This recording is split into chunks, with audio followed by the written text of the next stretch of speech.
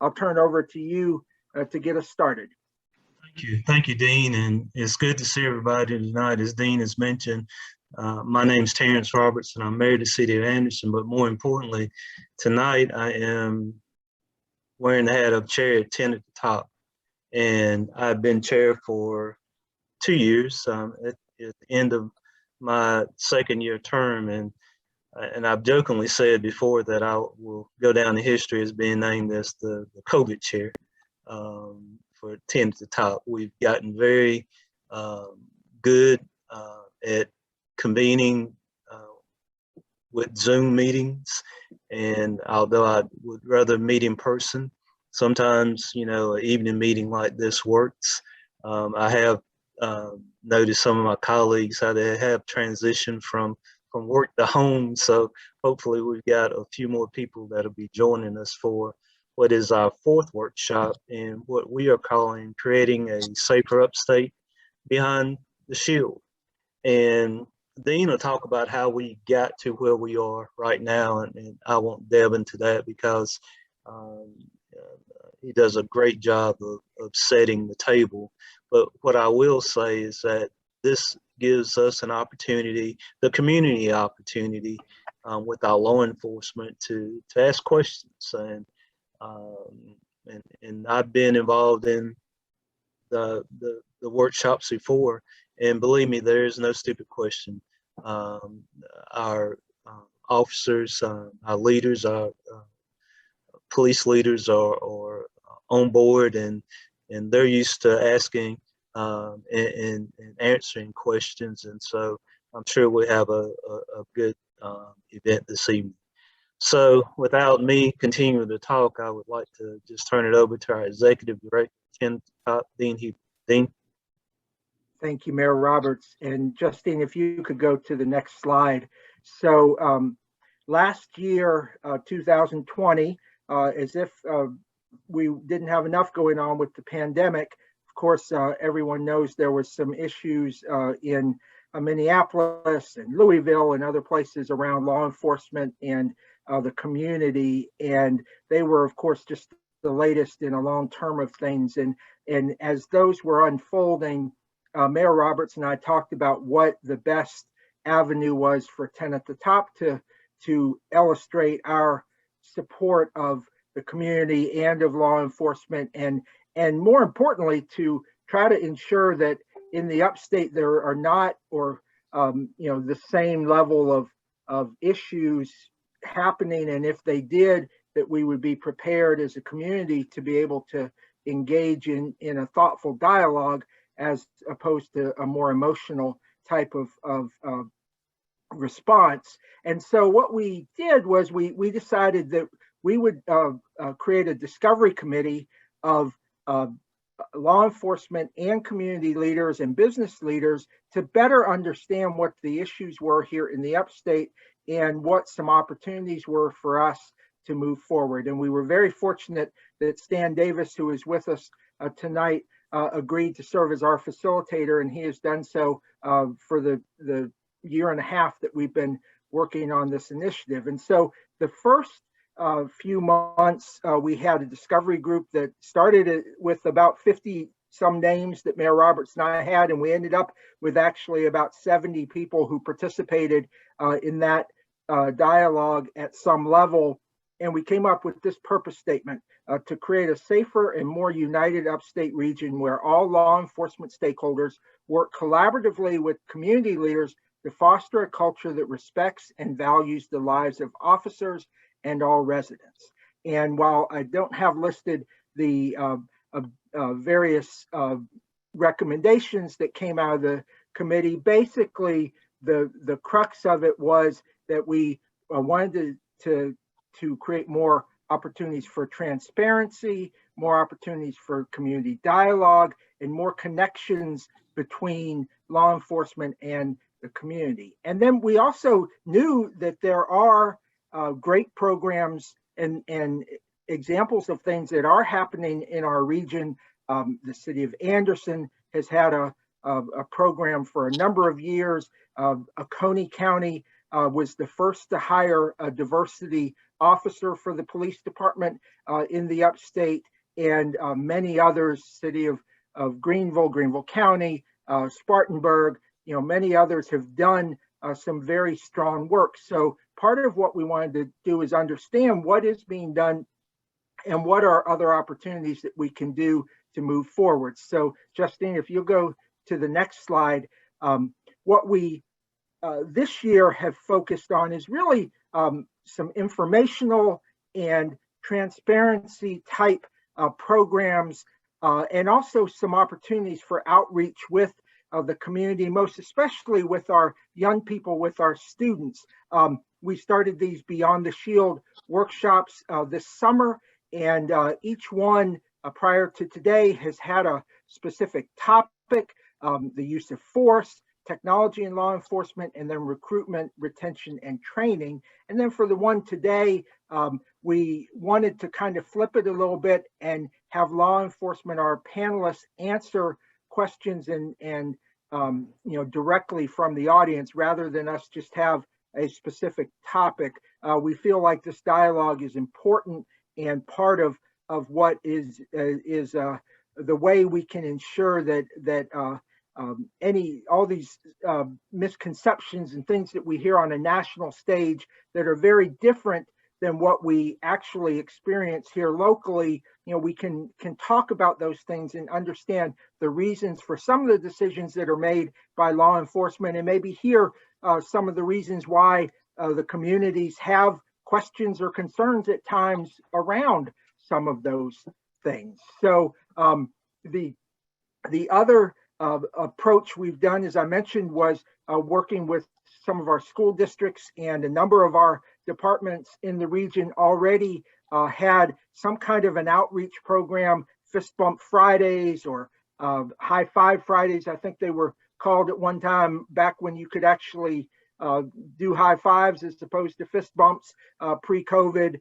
And we did one at the end of the last school year, did one at Halloween, and we'll have another one coming up. And then as we go into 2022, want to have even more of those. And then another element of this is in-person community meetings. And we were very fortunate that Tri-County Technical College in Anderson was already, they have a program for law enforcement to bring some of their students to become law enforcement officers. And so they saw this issue also as being important. And they were starting the dialogue with Anderson, Oconee, and Pickens County around the connection between law enforcement and the community. And so we partnered with them, and just a couple weeks ago had the first of our in-person community meetings at Tri-County Technical College in Anderson. It's a great event. I think several of you on the call were participants in that event. It was a good dialogue and just really a very positive experience. And I think something we hope as we move into 2022, we can do in person throughout the region at the different counties. So Justine, if you'll go to the next slide, one of the elements that we've also identified that, you don't need to reinvent the wheel. There is already the national program, National Night Out. And I know that several communities here in the upstate already participate in that. So we'll ask if you do, we have Justine's contact information on the last slide, and she can put it in the chat. But we want to know if your community is or is interested in being engaged in the National Night Out program. There are materials and things, and we're hoping to increase the number of communities in the upstate that participate in the National Night Out next year. So, that is another component of what we hope to be the ongoing work of the Creating a Safer Upstate effort. So if you'll go to the next slide, Justine. So, and I'm in a minute after Chief Hamby introduces our panelists, going to turn it over to Jim Shue and Keisha Nelson, who are going to be the ones monitoring the chat. But this session is really an opportunity for all of us to have a dialogue. And so we're going to call on some of you or offer you the opportunity to ask questions to our law enforcement leaders, either general questions or if you want to get a little bit more specific. The one thing I will say, and I am pretty sure in this audience, we will be fine, but this is, we're all civil, and we understand that at times law enforcement issues are emotional, and we don't discount that certainly, but we ask in this context tonight that everybody please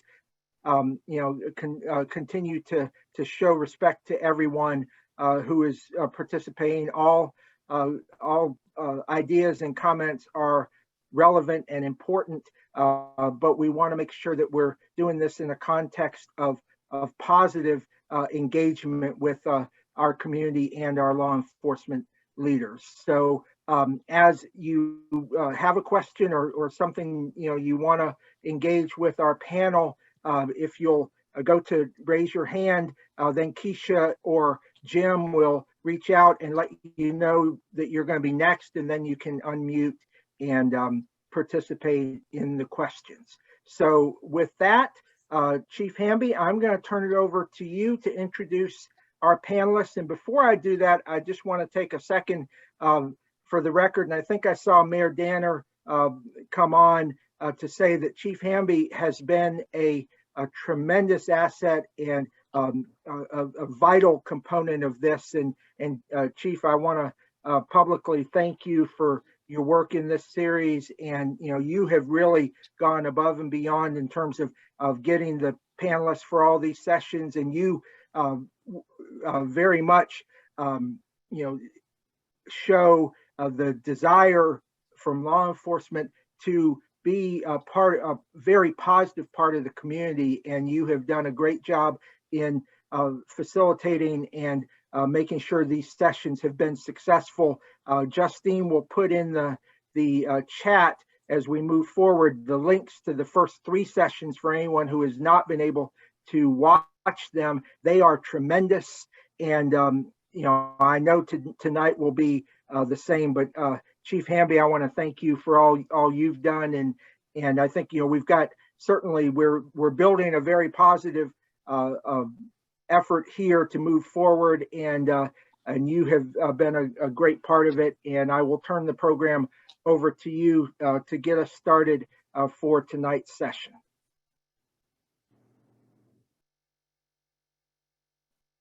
Thank you, Dean. I appreciate the kind words.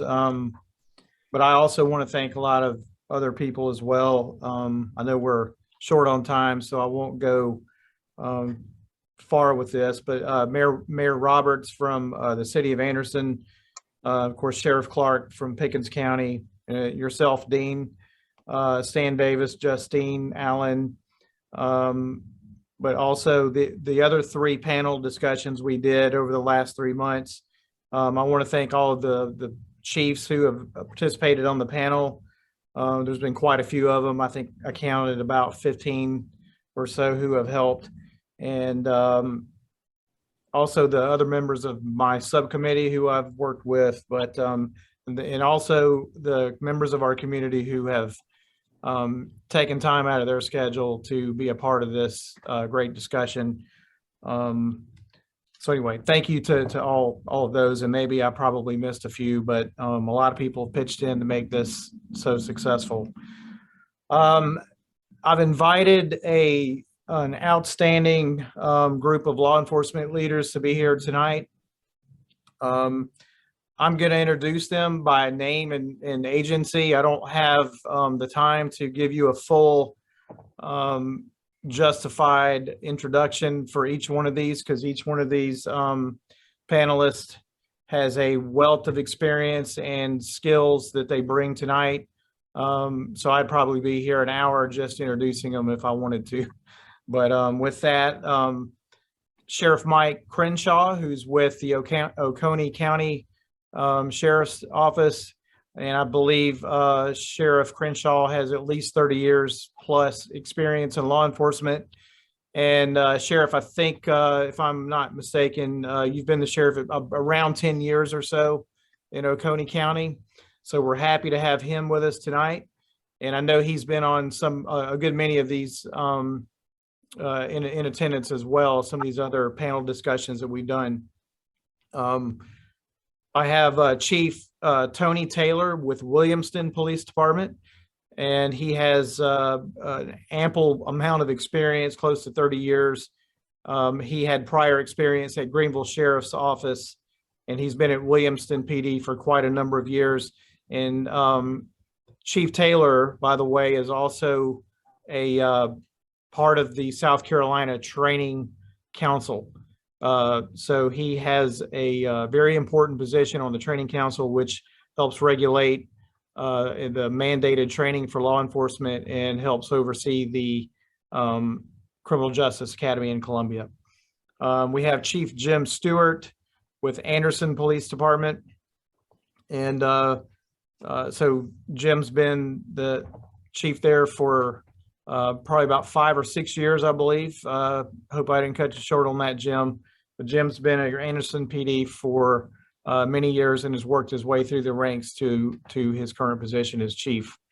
We also have Sheriff Hobart Lewis with the Greenville County Sheriff's Office. And so Sheriff Lewis started in Greer. So I've known him many years. And we could not have a better sheriff than we have here in Greenville County. I live in Greenville County, so he's my sheriff and a good friend, as well as everyone else here on our panel. So I did invite Sheriff Chuck Wright with Spartanburg, and I believe his name was probably on the advertisement. And I spoke with him texted back with him a few minutes ago. He may be, due to other work conflicts, he may not be able to be present. So if he joins in, I hope I catch him so that we can include him as well. So that's who we have on the panel. And I don't want to take up too much time on the introductions, although I wish I could, but we probably want to get into the questions. And what I'll do is I'll sort of direct traffic as the questions are presented, and I'll prompt some of our panelists to join in with an answer. And also, as I indicated when we were on a conversation yesterday, if any of our panelists want to add something to an answer that came from someone else, please feel free to chime in and do that. So with that, I guess I'll turn that over, Dean, to Jim Shue and Keisha Nelson. Yes, Jim.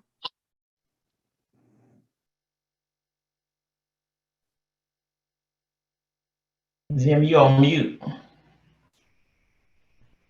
Hey, thank you. I apologize for that. Chief Amby, I wanted to just mention, I think Captain Jennifer Kendall with Spartanburg is on the call, and she may be able to participate as well with Chief Wright not being able to join us or maybe joining us late. So she's another resource I think is available. We'll certainly take advantage of her time if she's here. Okay. And then also, I'll just reiterate what Dean mentioned earlier. At the bottom of your Zoom screen, if you would like to ask a question, please feel free to just use the raised hand feature, which is under the reactions logo or emblem. If you were to click on that, you can raise your hand, and we will go in a sequential order to recognize individuals to ask questions. Or if you would prefer to write a question in the chat, Keisha and I will monitor that, and we'll also ask questions from the chat as well. So with that, maybe to open it up, I see there are a couple of questions that I guess these are more sort of general questions that I'll just recognize to get us started. The first is, I see that Corey Terry just mentioned, I think, Dean, in reference to having the Fist Bump Fridays, that East North Street Academy would be glad to have that at their school. So feel free to reach out to Corey Terry on that. And then also he had a more general question about if anyone could sort of comment on the National Night Out and what does that consist of in terms of fostering relationships between, the community and law enforcement. Okay, with the question on National Night Out, I'll throw that out to Jim Stewart.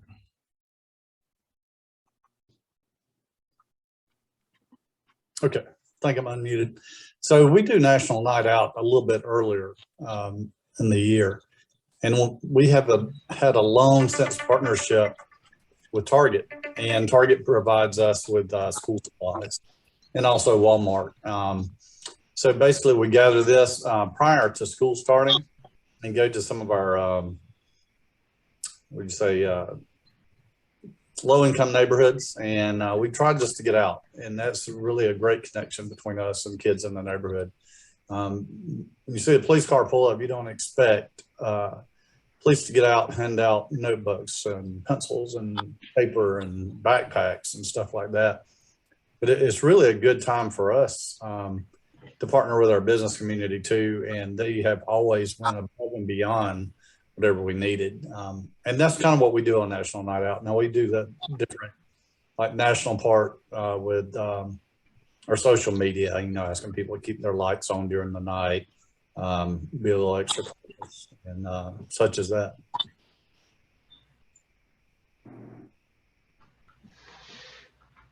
Great. Great. Thank you, Chief Stewart.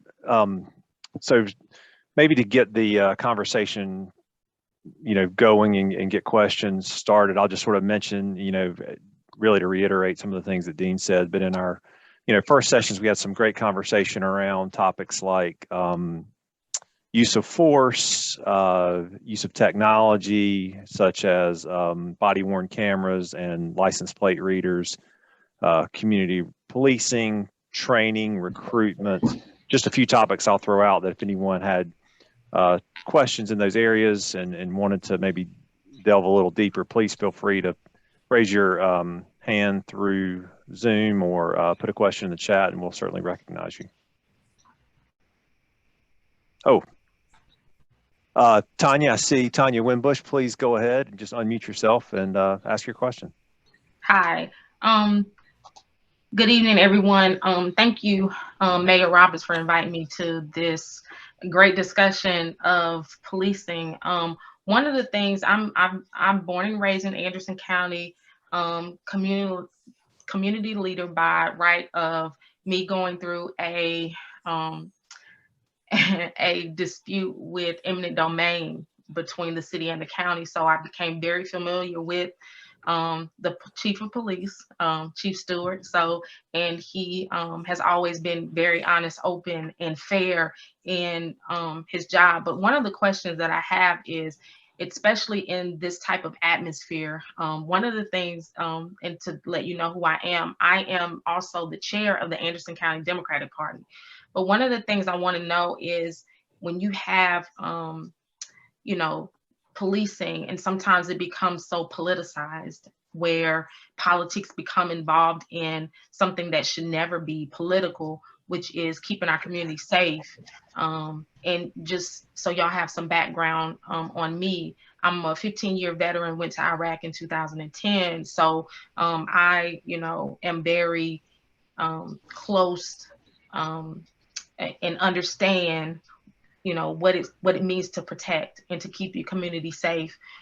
So that being said, what are the things that we can do as leaders to make sure that we are supportive on both political sides or just as a community in whole, so that people don't feel like there's only one set of people or one segment of society or one affiliation is only supportive of the police and the other part of the segment of society is against the police, because I don't believe that's true. I know it's not true.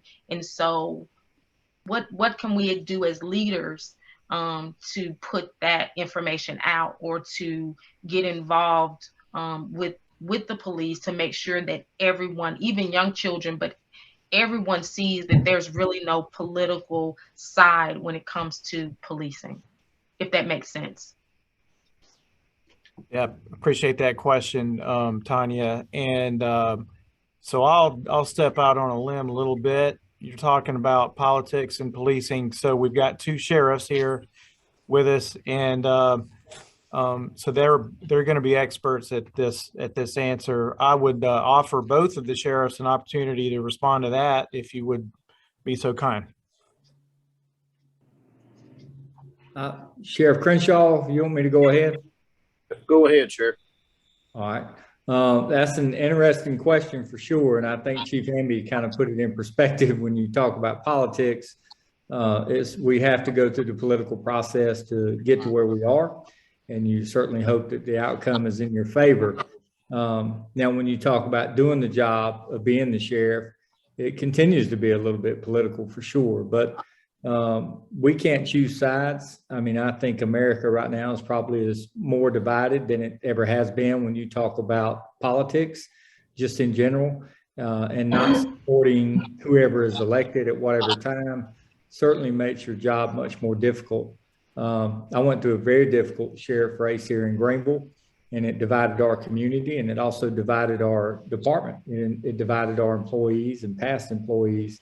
So it's certainly a hard thing to overcome when you're trying to make relationships in the county with citizens. But the first battle you're fighting is inside your own department you're fixing to take over. So in the past 19 months, it has certainly been a challenge, no doubt. But I think communicating with people and being honest and letting people see who you are, that politics, your political views don't really define you when it comes down to managing and being the leader inside your agency. People will quickly find out what you're made of. So being truthful with people, and for instance, the sheriffs are member, like police chiefs, we're a member of the South Carolina Sheriff's Association.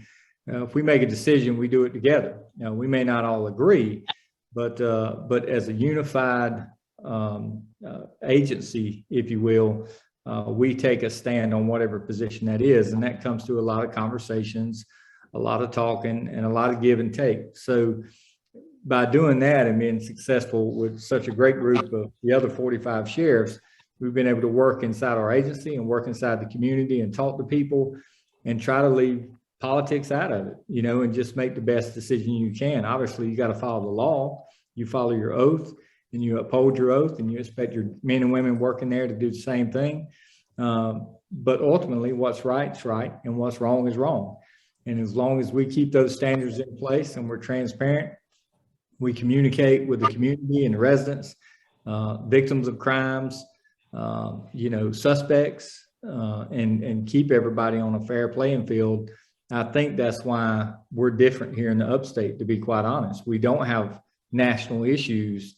Not saying we won't have, but if you look at what happened in the past year and a half, we've certainly been able to handle them much better. I think only because we've cultivated those relationships over a period of time to keep things really from getting out of hand, because we work with the community and certainly not against them.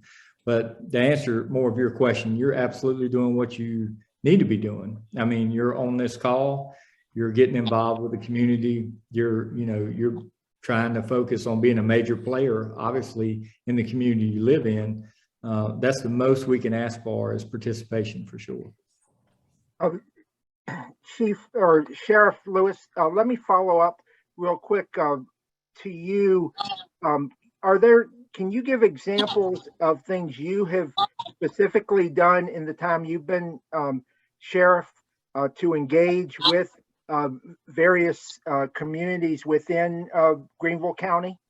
Sure. I mean, I was elected March the 16th, and you had the COVID pandemic going on, which was probably one of the best things that could have happened in the time for me taking office, because it certainly removed a lot of outside influences, if you will, or things that would normally occupy my time. So I was able to get out in the community and talk to different neighborhoods. It didn't matter if we had racial protests coming at the end of May, 1st of June, that were certainly racially charged with George Floyd. So I got with our activists, our local leaders, our pastors. I've had meetings on top of meetings on top of meetings, trying to understand, what is the missing link here in Greenville. And it was a big deal. But I think by focusing on that, it certainly helped start that conversation, much like we're doing here tonight. Anytime you can have an open line of communication with somebody, you can certainly begin to understand what their thought process is and at least let them explain or let them understand what yours may be.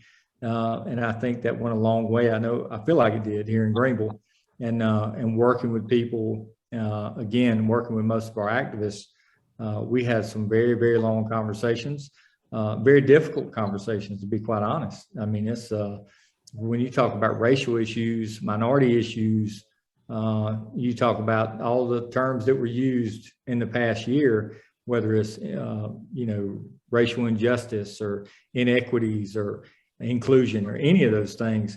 It's a difficult conversation. And I think you just have to be real and really find out kind of where you are personally, and then where you need to be as a leader of an organization.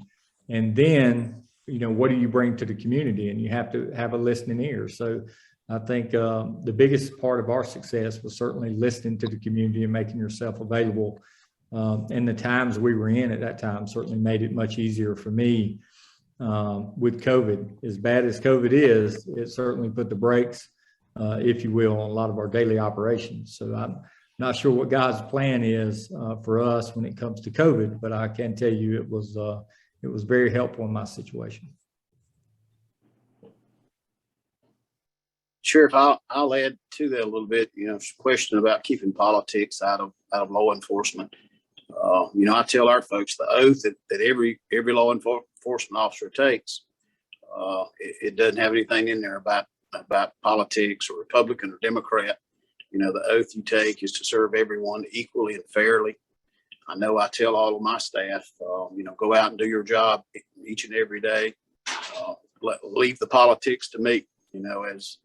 As Sheriff Lewis and myself, we are elected, which is different than the police chiefs being appointed. But he's talking about the other sheriffs across the state. I can't necessarily tell you which sheriff is a Democrat, which is a Republican. When we come together, it is about doing what's best for each of our constituents, each of our counties, and that's where it's got to be. And another thing that I've done, talk about keeping politics out of law enforcement, being elected, I don't necessarily do the hiring myself. That's how I'm kind of keep politics out of it. I have a panel that interviews all the candidates so that someone can't say, well, I voted for you, you need to hire me. So, we try to be fair and equal in everything that we do and be transparent. And if we do that, then certainly we need to keep politics out of the jobs that we do. Thank you for that. Thank you so very much. Yeah, thank you. And I guess we'll go to the next question. Greg Stevens, I see you have your hand raised. We'll recognize you. Please unmute and ask your question. Good evening. Thanks a lot for allowing me to participate in the program. And thanks to all you leaders and officials who have gathered and spending some time to share with your thoughts. My question is surrounding communication strategy. When things happen, and we know they have and will again in the future, talking about the steps that you take in order to inform the community. And I'm talking about something more than just the standard media presentation. How do you reach into the community, and how do you ensure that the message that you're trying to share about the situation is being communicated transparently to those in the community of what had happened, what is happening, and what you're doing? All right, I'll ask Chief Taylor. Can you address that, please, sir?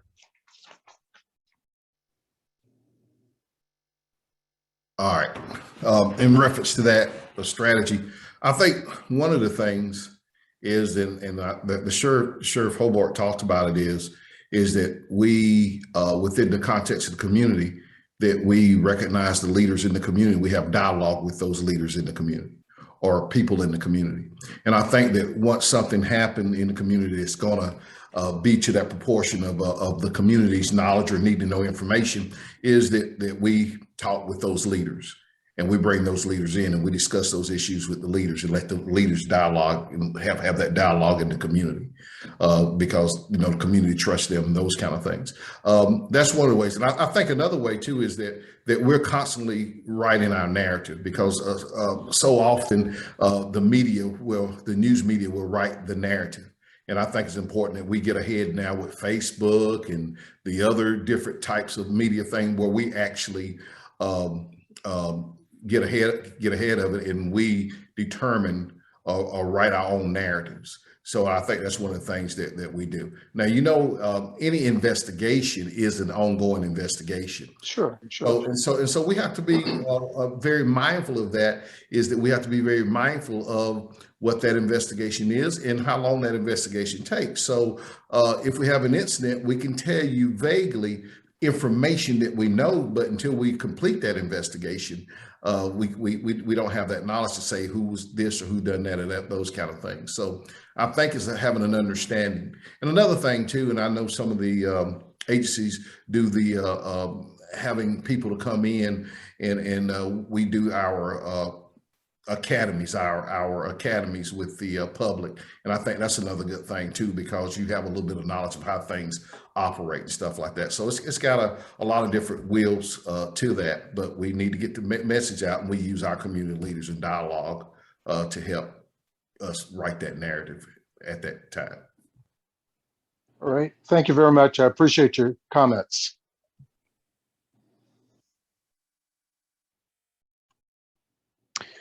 Okay, great. And thank you, Greg. And Stan Davis has a really good question in the chat that was really sort of in follow-up to some of the comments that Sheriff Lewis made a few minutes ago. And I see Chief Stewart has provided some follow-up, but I'll read the question. How has the national conversation on criminal justice reform impacted how you implement, you as law enforcement leaders implement law enforcement practices and procedures at the local level? Chief Jim Stewart. Okay, so my answer to that real quickly was, well, most of our agencies, especially the ones you see here tonight, we already have general orders in place, and we also have accreditation in place. So we're already doing the right thing. But there are a lot of agencies in the state that probably until this year, and it was placed on us by Chief Killett SLED, to either create a use of force policy or a duty to intervene policy, and then have those policies reviewed and accredited. That is what is kind of like the national coming to South Carolina. At some point, I believe there's legislation, and the chiefs or sheriffs correct me, but it's coming where every agency in this state is going to be required to be accredited. And that kind of puts us all on the same playing field, which means kind of like Anderson's not doing anything different from Greenville, doing from Spartanburg, or different from Oconee or Pickens County, or all the way to Charleston and Horry County. We're all on the same page. Jim just said something that made me realize that we have Chief Taylor from the Training Council here. So is there anything you can think to add to that, Chief Taylor? The effects from all the national attention, any changes or updates or additional mandates that are coming out from the Training Council or have already come out? Well, some things that we've already done was like, for example, the duty to intervene. The duty to intervene, we did something with the chokeholds. That's not something that we teach at the academy and those kind of things. So there's some things that we're doing. We've been proactive, and we've talked about the state accreditation. Matter of fact, what we're doing now, even as a small agency of 20-something people, we're going through our state accreditation. So we have a national accreditation, and then we have a state accreditation, which means that we have to have policies and guidelines that meet the national standards. So we are pushing that legislatively. We're talking to legislators as well, and we believe that that's probably going to come to pass, that each agency, whether you're a one-man department or a 500-man department, will have to have some form of a national accreditation or state accreditation. Chief, I add a little bit to that. You know, the Police Chiefs Association, the Law Enforcement Officers Association, the Sheriff's Association, last year all were in agreement for basically minimum standards for law enforcement across South Carolina.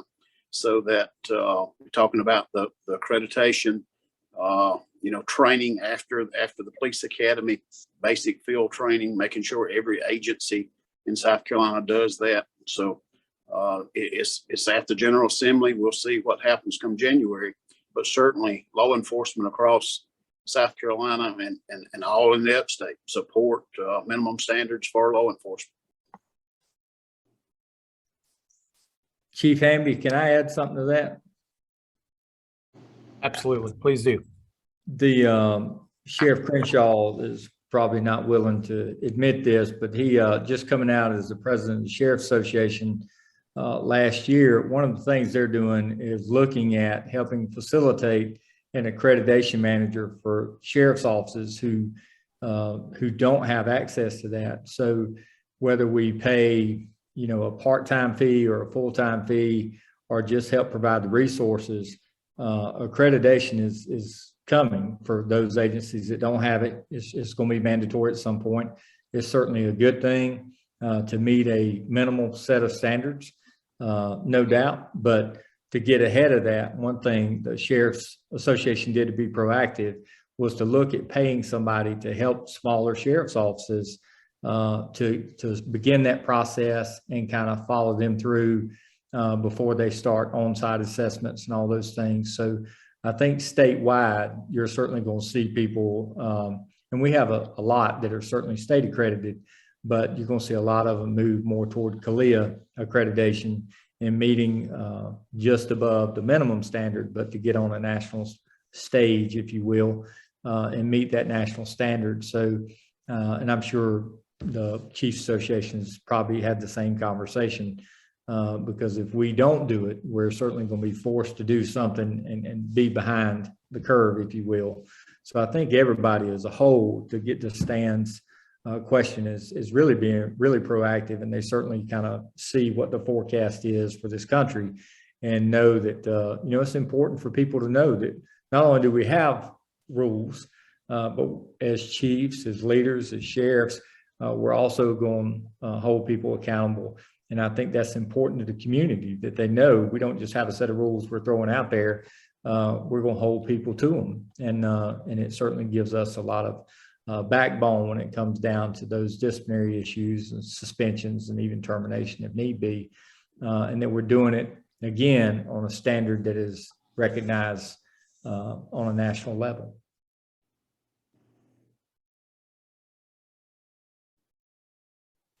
Great. Yeah. Thanks, everyone. Great comments on the standardization and accreditation. Makes a lot of sense. I think the next question, I'm going to turn it over to Inez Morris. Inez, you can unmute and ask your question. Thank you. And thank you for all of you who are here tonight sharing. You answered part of my question, and that was about what changes have been made to the police departments because of the recent situations such as George Floyd and Ahmaud Arbery. But my question now is because of how much do you think that the media plays into the public's response to situations such as George Floyd? And what can we do as a community to help the police to in how we respond and how we talk to our community about how to respond to police situations? All right, that's a very good question. How about that one, Sheriff Lewis? Be glad to. I had to unmute myself. I couldn't get my mouse working. Well, I think that one of the biggest things, again, you know, if you plant those seeds early, and if our community has relationships with their law enforcement, then when something does happen in their neighborhood or something they drive up on, or they're the victim of a crime, and you already have those relationships established, one thing we've done at the Greenville County Sheriff's Office is try to have roll call training on not just de-escalation, but giving people the time they need to tell us what's going on. And I think that's one of the most frustrating things people face today. They see somebody working in law enforcement, they walk up to them and begin to ask a question, and nobody takes time to explain it to them or give them a proper answer or give them the time they feel like they deserve. Obviously, we're busy. It may be a very active scene, but one thing we've been charged with is to find somebody, someone on that scene that can step to the side and answer that person's question, whether it's a family member or a citizen, or whatever the case may be. The media, sometimes, you may do a 20-minute interview and they may play literally 40 seconds of it. And it can get pretty aggravating, and they never play the 40 seconds you want them to play. So one thing we try to do is use social media. We do a critical incident briefing. If we have an officer involved shooting or something, major event, we put all the facts together and then certainly try to present them to the community and put them in a video format, put them on YouTube, Facebook, Instagram, and all those things. And we have a good many followers. So I think that helps a little bit. But Chief Taylor, he hit the nail on the head a while ago, talking about the narrative that's created by the media, whether it's good or bad. Nobody is certainly casting stones at them. It's just people they only hear what they want to hear sometimes, especially if you're following the newspaper or watching the news. So it's important for us to stay out front. We will go on Facebook. We will do a Facebook Live, depending on the situation, and they can hear it from me to explain the situation we've responded to right away. So they know exactly this is the real story. This is not just something that somebody thinks is going on. I think that's helped a little bit as far as getting the information out that is truthful. But the major focus is, if you try to be transparent, how are you really going to do that? And the proof's in the pudding. Is your leadership in any agency out there, out front, talking to people, answering those tough questions. And again, it's all about developing trust. It takes a long time and it's a long process, but it can be destroyed in seconds with misinformation or not divulging the facts of the case. So, but I think the citizens demand more today, and they're certainly more involved than they've ever been in holding us accountable, and law enforcement in general. So I think the tide's turning, and I think there's just more ways for us to get that information out and make sure that the law enforcement is telling the story and at least developing that narrative like Chief Taylor talked about, instead of letting the media give that 5 or 10, 40-second clip of just the really bad part of what's going on with no explanation. If something happens in your neighborhood, there's a homicide that's occurred.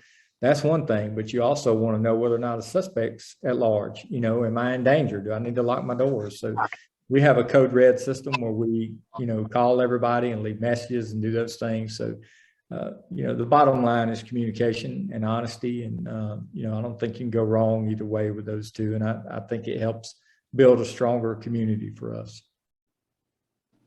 Well, also with that, how important is community policing?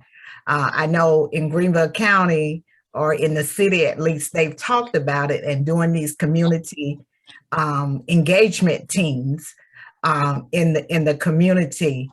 And we would like to see more of that in our neighborhoods, because we think that that's important in building relationships with people in the community. So the people know the police officers, and the police officers know the community, especially those people who are community leaders.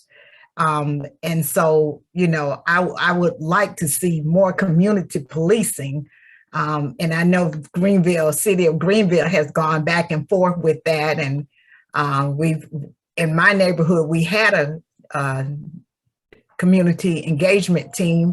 Now we really don't have one. So it's been a back and forth. And I think part of that is just building trust with the community, especially our communities of color. You could not be more right. Absolutely, ma'am. I couldn't agree more. I think that every deputy that works at the sheriff's office should be a community deputy. And that's the culture we're trying to create, that they get out of those cars and walk up on porches and talk to people, and they're walking through grocery stores and they're walking through businesses. Everybody should know their deputy's name. Unfortunately, when I came into office, we had about 54 openings. We got another 14 positions right after that for the family court. So that's about 70 positions. We're down to 28 vacancies as of this morning. So there's a lot of new people coming through there, coming through your neighborhoods that you certainly need to meet, and they need to meet you. So that is a culture we're trying to establish. But it's difficult. I mean, you know, we got more than 580 deputies, 585,000 residents, and those are answering calls. So we have kind of regenerated the community action team at the sheriff's office. Captain Cromartie does an outstanding job of managing that. They're getting out, they're meeting people, they're going to community meetings. I think with COVID kind of starting to us hopefully get that under some level of control, we can start back with a lot of those in-person meetings where people are more comfortable and meet people face to face. So it's a work in progress, but I can tell you it's certainly moving forward. And I know Chief Thompson at Greenville City is doing a great job with that as well. But again, we do have a community action team, but we want all our deputies to understand they're community deputies, and we assign them different parts of the county. They need to get to know the people that can help them and the people who are victims, and even the young people. You know, we don't want them to be suspects one day. We want to be role models. We got a program now. We're taking up suits and ties and shoes for young men who are getting ready to graduate high school that'll go out and start applying for jobs or looking for careers or, you know, interviews for college or whatever the case may be. It's important to invest and do those small things to help start to develop those relationships. And that's certainly, I think every Upstate agency certainly represented on this Zoom call is certainly doing the same thing. There is nothing more important we can do in law enforcement than cultivate relationships. Can I ask for Sheriff Crenshaw to add a little bit of commentary regarding the diversity officer that you have on your staff and how they have been able to engage the community, to sort of tack on to that question from Ms. Morris? Sheriff. Yes, sir. Chief Lewis hit it on the head. I mean, I say the same thing. Every police officer, every deputy, we want them being community officers and community deputies. Let's face it, everybody gets nervous when the blue lights get behind them. I don't care who you are. A police car can be very intimidating. And so that's why it's important to get out and build those relationships. And that's how law enforcement is supposed to work. That's how it's designed to work. But in relationship to what I've done here in Oconee with the cultural awareness, inclusion director's position, is actually not a police officer, not a sworn position. It's a civilian position. But, you know, we're with the diversity in our community, in our county, that our organization, our agency is diverse as well. You know, we're reflective of our demographics in Oconee. So, you know, we want to be inclusive internally and make sure that we're serving each other better on the inside so that we can go back out and serve our community better on the outside. So we focused on that, you know, making sure that we've got gender and race represented on all of our hiring panels, our promotional panels, internally, from a morale standpoint, and then we can better go out and communicate and connect with our community even better. But, you know, with community meetings, bias training, it's all about those relationships, you know, getting out there, programs that we've started in Oconee. We have a cycle program that we call it, you know, going out, connecting the youth and the community with law enforcement, CYCLE, that we, you know, through those community meetings, that's something that's come out of our new position. So it's about the bottom line, again, is relationships, getting to know the citizens getting to know the police. And can I just add on to that, Sheriff Hobart and Sheriff Crenshaw? And I think they will agree. I think one of the things that the community can do, since we have a lot of community leaders on here, is invite the agencies out to your community and have maybe a specific topic. If you want to know a specific topic on how does an investigation work or whatever, if you want to on deadly force or any specific topics, you could probably, Sheriff Hobart would probably send out maybe some of his team in Crenshaw, or, you know, someone would come out and they will come out and you can have a dialogue. It's a two-way deal here. Is that, first of all, as a police officer, we are the community. You cannot separate a police officer from the community, because we are the community as well. We're all people, we're all thriving, we're all living and breathing, and we all want to be safe in our communities. So I think the narrative that we shouldn't have is that the police versus the community. And I think that's the wrong narrative and a false narrative. I think that Sheriff Hobart and Crenshaw and the chiefs here would say we're here to serve. So you can invite us to your churches or to wherever, and we can have those discussions and have those dialogues on a consistent basis. So I think that's one way you can plug it in, because a lot of times they don't have the money or the manpower to have someone just to stay in your community. The way things are, sometimes they may not have the manpower to do that, or, you know, the money to pay for that person, but you can invite them out to your churches, to your organizations, and to places like that, and have certain topics that you want to cover, and they will do that for you. Okay.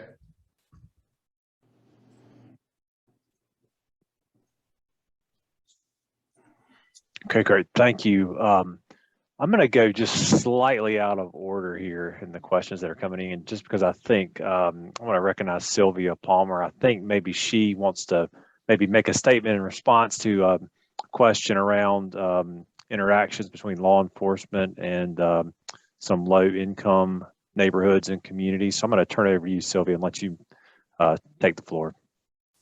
Okay. I just want to speak in terms of what's going on here in the city of Greenville. Just recently, the police chief has revamped the neighborhood program of policing, and it's now called NET, Neighborhood Engagement Team. And there are 4 zones that are divided up into, the city is divided up into 4 zones. And we just recently met our new team through our neighborhood association meetings. And that is one of the best things that has happened to Nicholtown, is to have them come to our meetings on a monthly basis to give crime reports. And also, if there's issues going on in our neighborhood, that is a time we can share one-on-one with our local neighborhood enforcement team. And that's how we've been able to get our crime down to 3% in our neighborhood. And we are so proud of that. But before we had the NET program, we also had just the community policing team, and the same procedures were put into place. And what they do is go to the local community center, talk with the guys playing basketball, form relationships there. We ended up with the Cops on the Court program, which helped a lot with young men knowing who the police officers were in the neighborhood. And just going to different events that they see going on in the neighborhood, or either to the local stores to let themselves be known, and just pop in and say hello. And that has helped a lot. And I wanted Stan to know about that. Thank you. Yeah, thank you.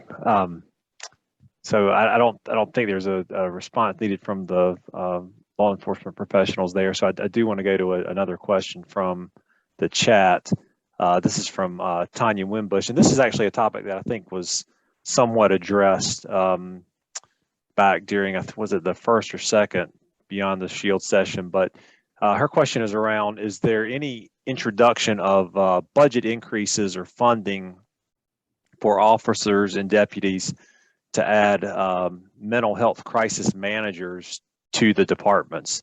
this may be helpful in helping the mental health issues that officers, deputies have to deal with on a more frequent basis. And I think we talked about this in one of our earlier sessions, sort of in the context of especially dealing with situations where there is, I think, some NAMI training available on de-escalation and dealing with individuals who have, mental health problems and are, involved in a crime. So, Chief Hamby, I'll turn it over to you. That's kind of a long-winded question. I apologize, but would appreciate your thoughts and direction on that. Yeah, I may direct this towards Chief Stewart. So the way I understand your questions are sort of, you mentioned budgeting specifically, but I guess this also could include any sort of resources that are available to officers with regards to dealing with persons with either mental illness or mental illness crisis. So I'll throw that out towards Chief Jim Stewart. So I will just add two answers to that. As far as for us in Anderson, Oconee, and Pickens County, we do have CIT. It's called a Crisis Intervention Team. And so we do have a counselor that is available to us, should, a situation law enforcement related come up that is an emergency. Now, that being said, there's a person on call, but they're for our Tri-County area here. So the person could be in Pickens or Oconee County on call, and you're talking about it's going to take a few minutes for somebody to get here to Anderson. That's still an issue. We do have very good relationships, and I will at least speak, I know for Sheriff Crenshaw, but we have really good relationships with our folks at Anderson County Mental Health, Oconee County Mental Health, as far as our detention centers. When we do have those folks that come to our jails, in the past, we would have someone to be in the detention center for quite a number of days before they were actually seen by mental health. The judge could refuse to see them also because of issues. So that relationship has vastly improved. And another tool that's in our belt now is the Part 1 form that we have with the emergency room, where a law enforcement officer can detain somebody and fill out that affidavit and carry them to the emergency room where they can be evaluated. And the ER does have to hold that person for 24 hours. Has kind of, in the old days, you would think you had to get a detention order or an order from the probate judge. So that's kind of helped us a little bit. We met here in Anderson with the director of emergency medicine at our ER to iron out some of the issues with that. And it's really helped, because if not, it's just a repeat cycle. Law enforcement's arresting somebody, they're right back out on the street after seeing the bond judge, or they're going in the hospital. You've heard them say, fake it till you make it. So somebody that has mental health issues does have the ability to know how to get out of a hospital situation. They're right back out on the street for us to deal with. Hope that answered that. That was kind of a long. Yeah, yes, that answered it, but I'm sorry, I'm gonna have to leave. I got a sick daughter. But the main thing, and I just want to say thank you for the invite again. But the main thing is, I guess I'm thinking of futuristic. Is there anything that we can do? Because I am, part of the Democratic Party. They talk about things like phrases like defund the police, but they never talk about like increased funding for things like what I'm speaking of, like, or, what, other people are speaking of, increasing funds, because it takes money to be able to staff community policing. It takes money to be able to staff, mental health crisis managers. It takes money to be able to do these things. And so instead of trying to take money away, I would think we would be saying we need to put more money into the police, just like keeping our community safe, just like putting more money into education, putting more money into all the things that we need, on a state level, as well as budgeting on, our local community level. So I guess I'm asking that so that, if we are able to see there's a need, then how can we as, people who, push policy, push budgeting, push, change, what's the message that we can help push to increase the money that police officers and people who keep us safe to be able to build those coalitions together to increase the funds so that we can address those issues instead of, the divisive, defund and all that kind of stuff. To me, I'm just putting my 2 cents out there. Like I said, I got to take my sick daughter. I think she has the flu to doctor's care. But again, I just wanted to put that out there. I appreciate you all for what you do. Thank you so much for your service to our community. Thank you for all the leaders here. And thank you for just allowing me being a part of this conversation. Y'all have a good night.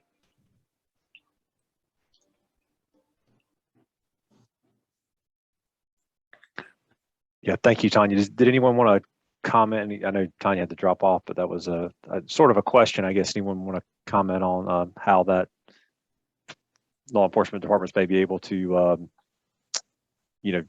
increase funding to address some of the issues that she raised? So Sheriff Lewis, do you want to comment on that? Be glad to. Obviously we have to work through county council when you talk about an increased budget, or seek out some type of grant to get some of these things done. A lot of it depends on obviously what you want to do.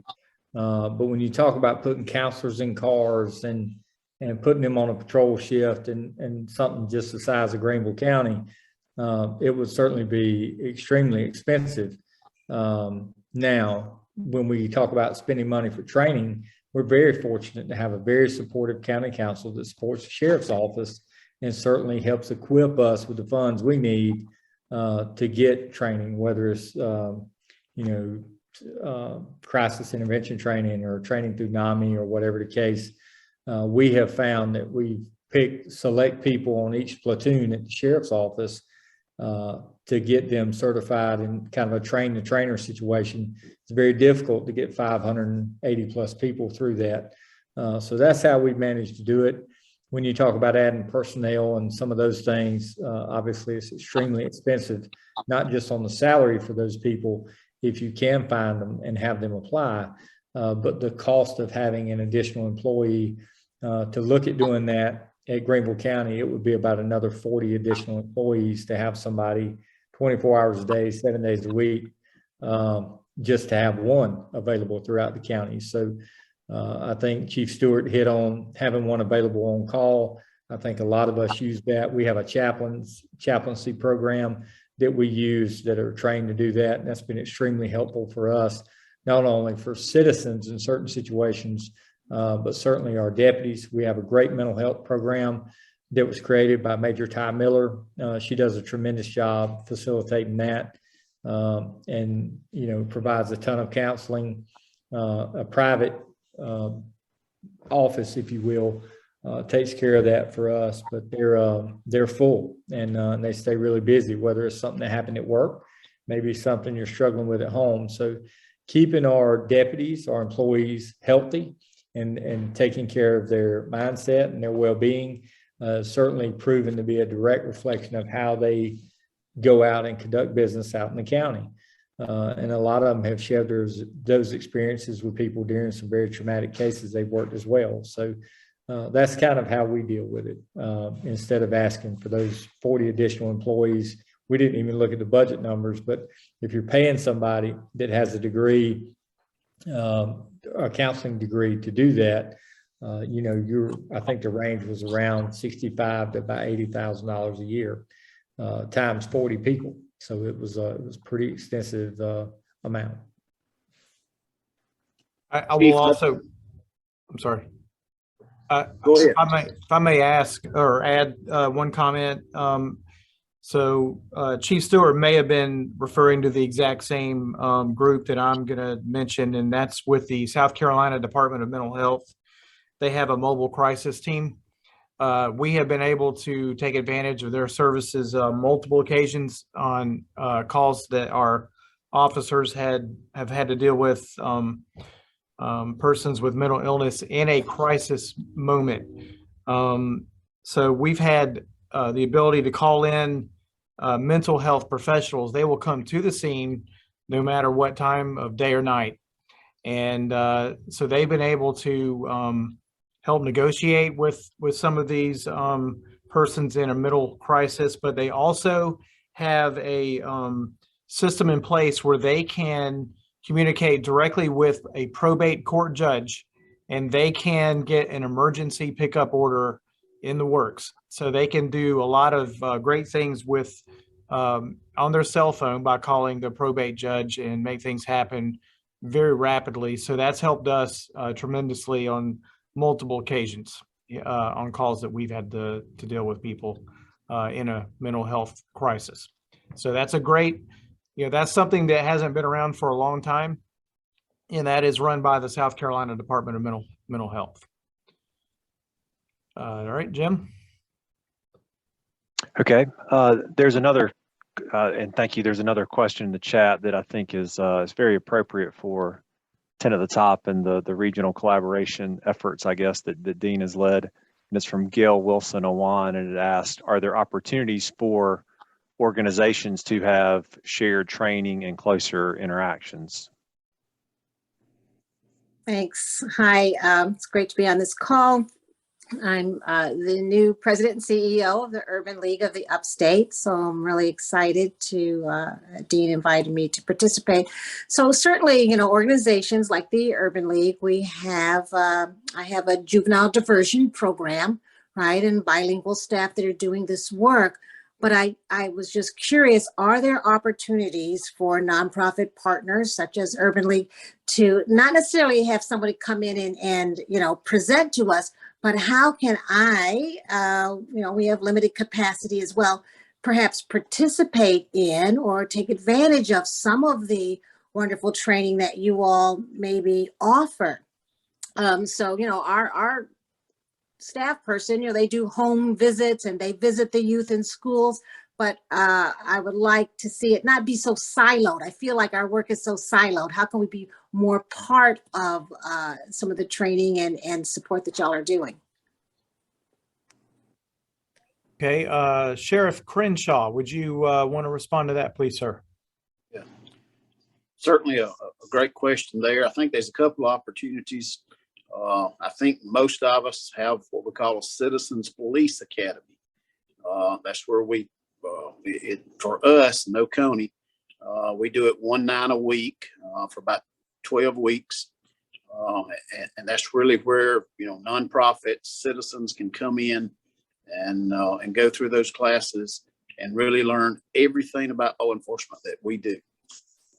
So that's a great opportunity. We also have, as Chief Taylor, I think, mentioned earlier, speakers bureaus. If there's a particular topic that a nonprofit would like to get a presentation on, I think any of us, have officers that are available to come out and speak to those groups. But our nonprofits play a huge role. I know we partner with a lot of nonprofits in our county to help us solve problems to issues that we're having. So some of the other chiefs or sheriffs may have some other programs or things that they're doing, but certainly there's opportunities for nonprofits. We'll come to you, or certainly you can come to us.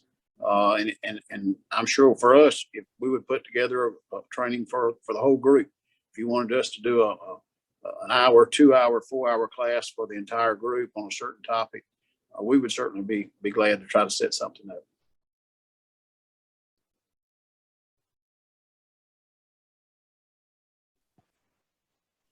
Great.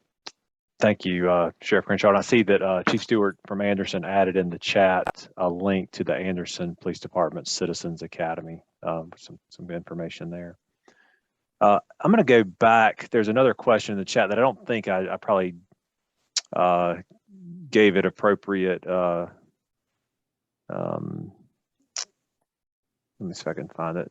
Gave it an appropriate answer, but Stan Davis had asked a question that I think we addressed partially by Sylvia talking about the NET program that's specific to Greenville, but I really like Stan's question, so I'm going to just read it again because I think maybe it goes beyond the scope of just that one NET program that we discussed. And his question is, building trust between law enforcement and low-income neighborhoods has been a challenge in the past. are there any new local practices that are bearing fruit and can be replicated, in various areas of the upstate? So I'll turn that over to you, Matt. All right. Sheriff Lewis, being that you've been on board as the sheriff for close to 2 years, has your office implemented anything? I guess Jim's being specific about new programs. Sure. I think that our community action team, that we've kind of revamped a few things and brought our SROs in, our school resource officers in, and talked about developing relationships with our young people. Our community action team has focused on, obviously, our youngest citizens in different neighborhoods.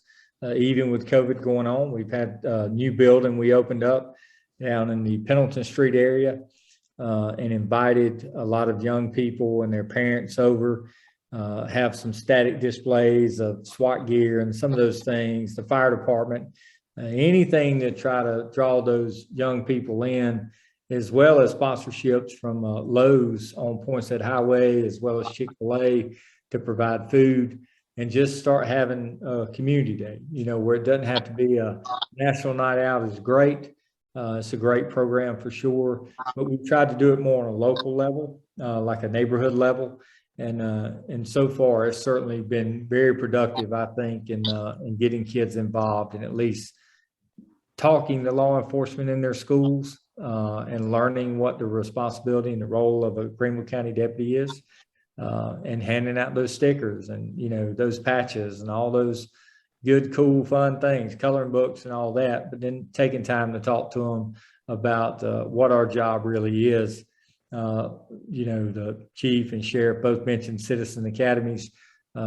We certainly have those, but we're trying to have that on a more informal, less timely basis for our smallest citizens as well.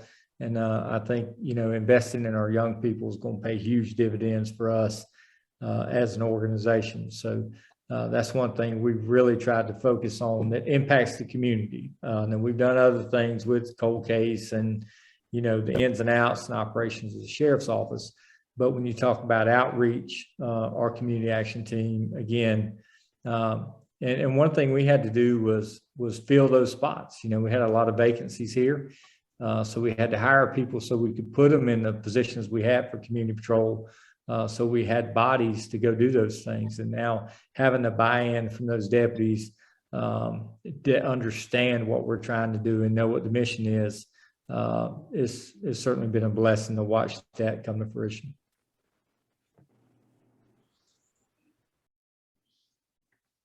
Couple of things, if I may add. Yes. Yes, sir. Sheriff, please go ahead. Talking about new programs, this is fairly new. Last couple of years, we're familiar with National Faith in Blue.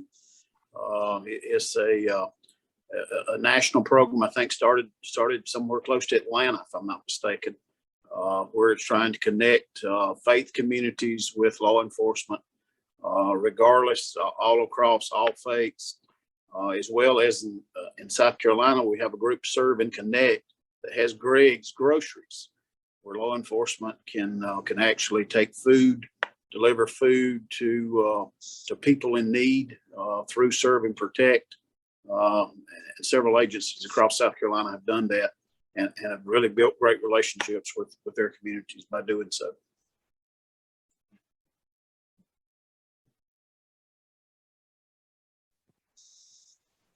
Great, thank you, Sheriff Crenshaw.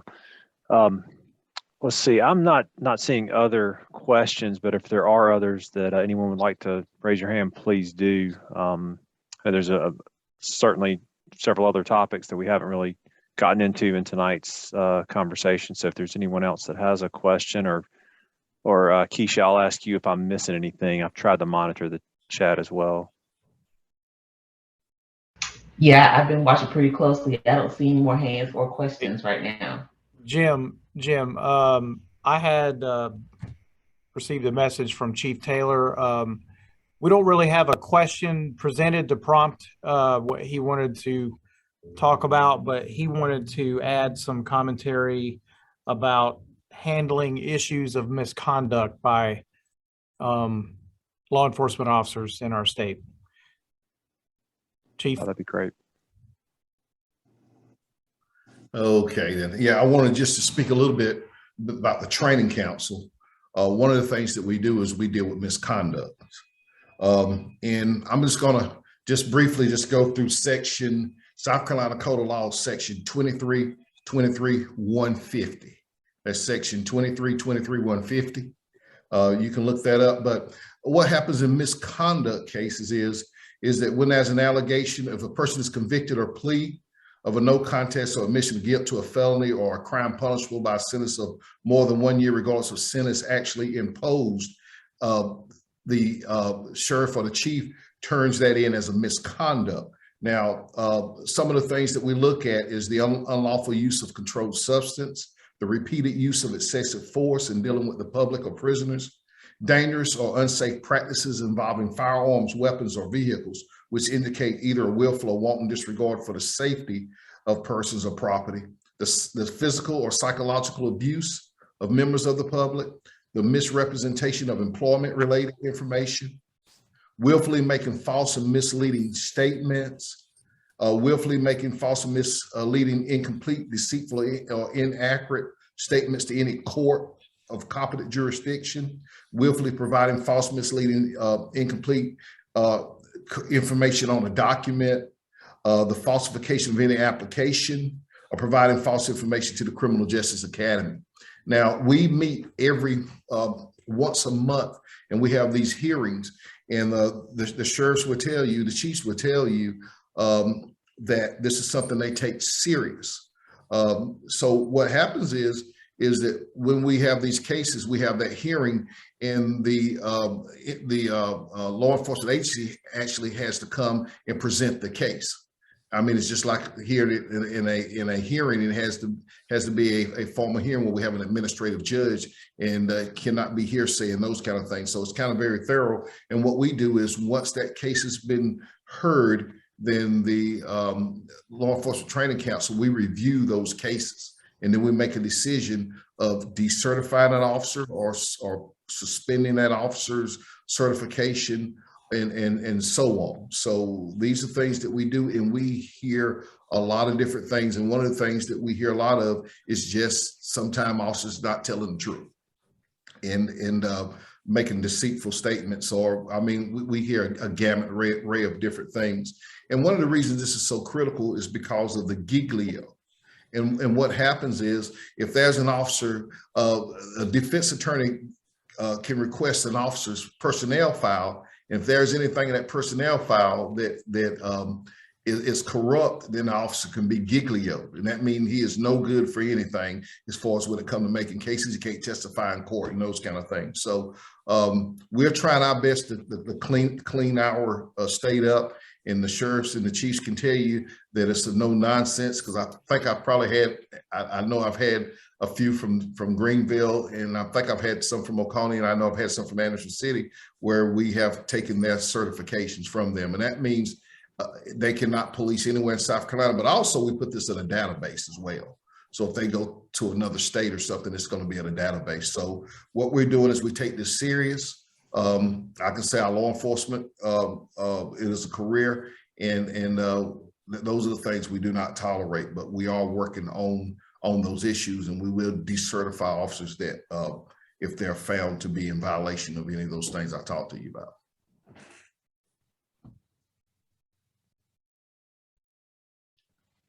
Appreciate Thank that, you. Chief. Yeah, that's great. So Dean, I might turn it back over to you. I know we're getting close to our time, and I don't see any additional questions that have come up. Well, let me just mention there's some good information in the chat as well that Justine just posted regarding recruiting, retention, and training. And Jim, Sylvia does have another Sylvia just raised her question. hand. Oh, I'm sorry, Sylvia. Excuse me. Go right ahead. I just want to ask a question of Chief Taylor or any of the law enforcement representatives. What about whistleblowers in the organization? Are they encouraged to speak out when they see things that are not kosher among their peers?